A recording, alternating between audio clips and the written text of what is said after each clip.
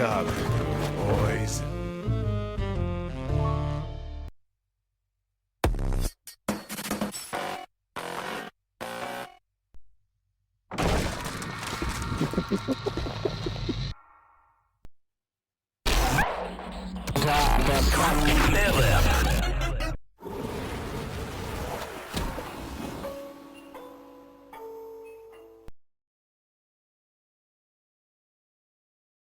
Assalamualaikum semuanya, kita akan mewawancarai guru yang dengan tema wawancara kita adalah SMP 2 Jati tentang penilaian Adipura oleh Bu Lasmindar. Oke, izin ya Bu, maaf mengganggu ini waktu istirahatnya sebentar karena ini untuk tugas wawancara.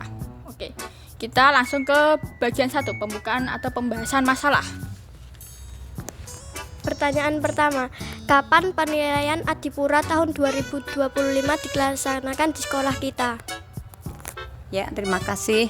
Tentang Adipura, penilaian Adipura di SMP 2 Jati, sebelum saya menyampaikan tentang yang di SMP 2 Jati, bahwa untuk penilaian Adipura di Kabupaten Kudus itu dilaksanakan selama 3 hari, yaitu tanggal 15, 16, dan 17 bulan September tahun 2025. Sedangkan untuk di sekolah kita di SMP 2 Jati itu di tanggal 16 September ya, 16 September tahun 2025 sekolah kita mendapatkan giliran di penilaian Adipura tingkat pusat ya. Kalau Adipura itu kan penilaiannya tingkat pusat ya. Jadi kita mewakili salah satu sekolah SMP di Kabupaten Kudus, yaitu penilaian Adipura di tanggal 16 September 2025 untuk SMP 2 Jati. Oke, baik, terima kasih untuk pertanyaan pertama. Sekarang untuk pertanyaan keduanya. Mengapa sekolah kita dipilih untuk penilaian Adipura? Oh iya, terima kasih. Apa latar belakang daripada sekolah kita? Kenapa sekolah kita itu dipilih sebagai penilaian Adipura? Seperti kita ketahui bahwa pemerintah Kabupaten Kudus itu menunjuk beberapa sekolah. Jadi tidak hanya sekolah SMP 2 Jati, ada juga beberapa sekolah yang lain yang digunakan sebagai titik pantau Adipura. Ada di terminal, ada di pasar, rumah sakit, dan sekolah-sekolah lainnya. Ada tingkat SD, ada tingkat SMP, dan tingkat SMA. Yang untuk SMP adalah kebetulan sekolah kita. Kenapa kita ditunjuk sebagai titik pantau di Adipura di Kabupaten Kudus untuk tingkatan SMP? Seperti kita ketahui bahwa kita itu bernaung di bawah di bawah naungan PKPLH, yaitu Dinas Lingkungan Hidup. Ya, sekolah kita itu adalah merupakan sekolah adiwiyata. Jadi yang dipilih mereka adalah untuk sekolah-sekolah adalah sekolah di tingkat adiwiyata. Ada yang adiwiyata tingkat kabupaten, ada yang nasional ya. Ada juga yang tingkat provinsi. Dengan sekolah kita masuk dalam kategori adiwiyata nasional menuju ke mandiri ya, karena kemarin di tahun ini kita berhasil melakukan perpanjangan sekolah adiwiyata nasional. Jadi di tingkat adiwiyata nasional kita melangkah menuju ke adiwiyata mandiri. Jadi kenapa kita ditunjuk sebagai SMP digunakan sebagai penilaian Adipura? Karena yang digunakan oleh Dinas Lingkungan Hidup adalah sekolah-sekolah yang termasuk atau kategori dalam sekolah adiwiyata, termasuk SMP 2 Jati adalah sekolah adiwiyata nasional menuju ke adiwiyata mandiri. Itulah alasannya. Oh begitu Ibu. Oke, kita langsung ke lanjut pertanyaan ini untuk mengakhiri bagian 1. Silakan. Unsur atau aspek apa saja yang dinilai oleh tim juri? Oke, untuk penilaian Adipura oleh tim juri itu ada beberapa komponen-komponen atau yang dikatakan unsur tadi ya. Di setiap kalau untuk sekolah kita ke sekolah saja yang saya terangkan ya. Untuk sekolah itu adalah unsurnya atau aspek yang dinilainya adalah atau komponennya adalah komponen area sekolah. Jadi area sekolah itu merupakan komponen yang akan dinilai oleh tim. Jadi area sekolah itu meliputi sampah dan gulma. Ya, sampah dan gulma, dan yang kedua adalah tempat sampah. Jadi tempat subkomponen. Jadi tempat sampah dan gulma itu merupakan subkomponen dari komponen area sekolah. Itu yang pertama. Yang kedua adalah drainase atau saluran air, tempat selokan itu namanya drainase. Drainase ini merupakan komponen yang kedua. Dari komponen ini memiliki subkomponen, yaitu diantaranya adalah sampah, gulma, dan drainase. Itu komponen daripada drainase. Jadi setiap saluran air itu ditinjau atau dilihat langsung, apakah di selokan atau di saluran air itu terdapat sampah yang menggenang ataukah tersumbat, itu dilihat langsung oleh tim juga, ya. Kemudian yang ketiga adalah keteduhan dan penghijauan, ya. Keteduhan dan penghijauan itu subkomponennya adalah berupa pohon peneduh, ya. Jadi pohon peneduh berdasarkan tebaran.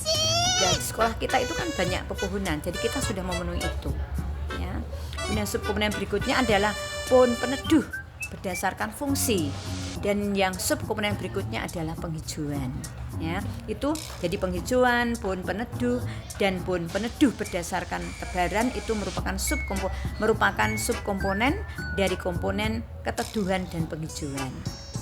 Kemudian yang keempat adalah komponen toilet, kamar mandi, WC, itu hal yang vital dan penting yang ditinjau langsung oleh tim juga. Nah, di toilet itu yang dilakukan penilaiannya adalah berupa kebersihan toilet itu, air bersih dan toilet. Jadi di setiap kamar mandi sekolah kita itu juga kita siapi ada sabun, ada pengharum ruangan, dan kondisinya harus tetap bersih. Itu adalah yang toilet. Kemudian yang kelima adalah pelayanan pengumpulan sampah. Nah, pelayanan pengumpulan sampah ini subkomponennya diantaranya adalah bangunan fisik dan pelayanan serta kebersihan TPS, ya. Ini adalah komponen dari pelayanan pengumpulan sampah. Dan yang keenam adalah pemilahan sampah. Pemilahan sampah ini memiliki subkomponen, diantaranya adalah sarana pemilahan sampah, dan berikutnya adalah proses pemilahan sampah. Maka nah, sekolah kita memiliki itu semua di TPA sana, tempat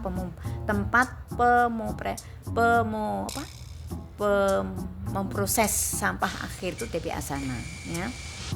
Kemudian yang berikutnya, yang terakhir adalah kegiatan pengolahan sampah organik. Nah, kegiatan pengolahan sampah organik ini diantaranya ada pengomposan, ya, ada juga maggot dan sebagainya. Itu termasuk kegiatan pengolahan sampah organik. Nah, kegiatan pengolahan sampah organik ini subkomponennya itu diantaranya adalah sarana pengolahan sampah, kemudian subproses pengolahan sampahnya, kemudian kapasitasnya, kemudian jumlah sampah untuk diolah. Nah, untuk yang pemilahan pengolahan sampah ini di sekolah kita juga sudah melakukan itu. Di TPA sana, bagian utara kita itu sudah ada pemilahan sampah. Mana sampah yang organik, mana yang anorganik, mana yang sampah campur, ya, yang baik yang campur maupun yang kan termasuk anorganik juga, ya. Jadi plastik dan botol kita masukkan dalam keranjang apa yang berwarna apa kemarin? Kuning. Ya, kemudian kertas dan plastik kita masukkan dalam keranjang sampah yang berwarna abu-abu. Itu termasuk anorganik, ya. Kemudian yang organik kita masukkan dalam sak atau karung, di mana kita kerjasama dengan jarum, ya. Jadi harus kita pilah.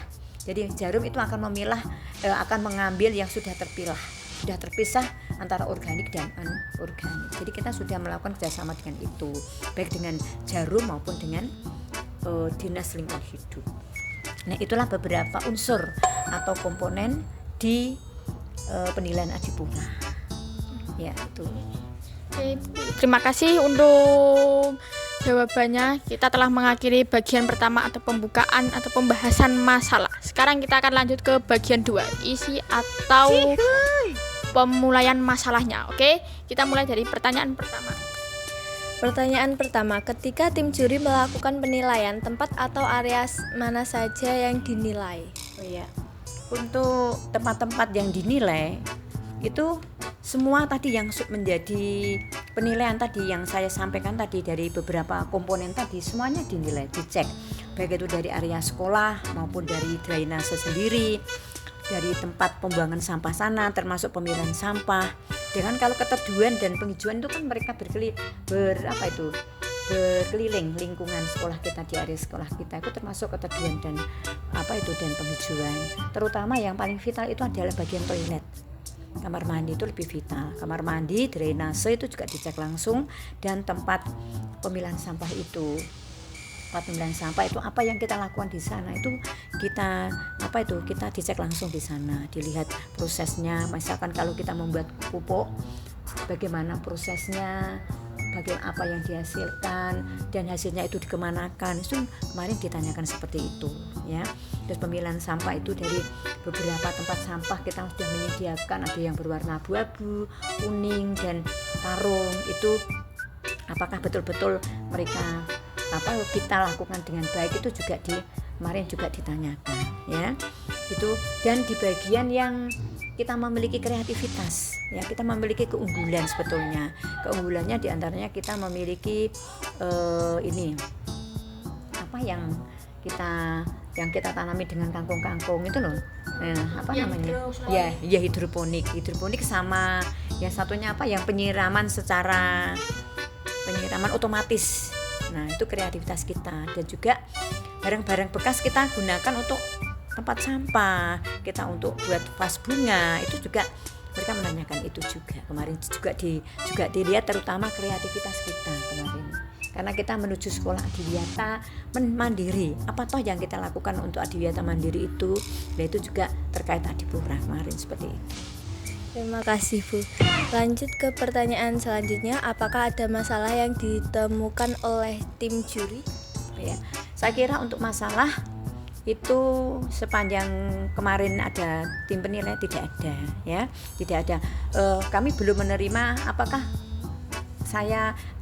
SMP Dwanjati ada permasalahan, itu sepanjang ini belum ada. Cuma permasalahannya memang kita ada kondisinya daerah banjir itu tapi tidak menjadi masalah. Memang kita semuanya juga banjir itu kan kemana-mana ya, sekolah kita salah satunya juga terkena banjir, tapi tidak menjadi masalah buat kita untuk kita selalu berusaha, itu tidak masalah ya. Ini itu. Terima kasih Bu. Pertanyaan selanjutnya, masukan apa yang diberikan untuk memperbaiki masalah tersebut? Untuk tadi yang muncul dari masalah itu, sebetulnya kita kan sekolah terkena banjir, tapi kita sudah berusaha untuk mengantisipasi itu dengan membuat saluran air yang membantu kita untuk mempercepat supaya banjirnya cepat surut. Kita memiliki beberapa saluran air yang bagus. Sekolah kita dengan bantuan operasional sekolah itu, dengan menggunakan dana itu untuk perawatan sekolah kita berusaha untuk membuat drainase atau saluran air yang mempercepat supaya kita tidak terlalu lama-lama kena air. Itu salah satu usaha kita itu untuk mengantisipasi banjir. Kemudian berikutnya adalah kita selalu membuat kreativitas anak-anak itu apa saja. Dan itu yang paling penting untuk bangkit sekolah kita menuju ke sekolah adiwiyata nasional. Kreativitas yang ditunjukkan itu apa yang kita miliki, sesuatu yang menarik untuk orang lain. Di antaranya tadi penyiraman otomatis dan hidroponik itu bagus sekali. Dan kita juga memiliki taman exotic garden ya, yang di perpustakaan itu juga merupakan salah satu pendukung kita untuk memperbaiki diri supaya kita selalu lebih maju dan kreativitas kita lebih meningkat. Oke, terima kasih. Oke, bagian 2 isi atau pemulaian masalah sudah selesai. Sekarang kita lanjut ke bagian 3, solusi. Oke, pertanyaannya ini sedikit ya. Apa tindak lanjut yang akan Ibu lakukan untuk melaksanakan masukan dari tim juri? Oh ya, sebetulnya untuk masukan-masukan itu adalah kita merupakan pembangkit kita ya, apa yang harus kita lakukan dan bagaimana ke depannya. Itu adalah kita berusaha semaksimal mungkin untuk melakukan perbaikan ke depan ya, perbaikan ke depan dengan berbagai macam cara dan dengan menggunakan langkah-langkah agar sekolah kita itu betul-betul menjadi sekolah idaman, ya, sekolah idaman, sekolah yang menjanjikan dan menjadikan anak-anak itu kedepannya adalah menjadi anak yang sukses, ya, dan selalu menjaga kebersihan lingkungan dan menata lingkungan itu dengan baik, dan selalu menjaga ini menjaga pepohonan supaya itu tetap tumbuh dengan baik dan segar, dan tetap menjaga penghijauan di sekolah, itu salah satunya itu, ya, dan tetap meningkatkan kreativitas juga seperti yang saya sampaikan tadi. Itu adalah merupakan tindak lanjut kita ke depannya, selalu meningkatkan kreativitas dan selalu menjaga kebersihan lingkungan kita dengan baik dan tertib dan nyaman dan rindang. Terima kasih Ibu. Dan ini sebagai akhir dari wawancara kita. Oke, terima kasih Ibu telah sebagai narasumber dalam tugas bahasa Indonesia ini untuk wawancara. Mohon maaf atas salah perkataan dari kita semua. Kami tutup dengan mengucapkan salam. Oke, semuanya.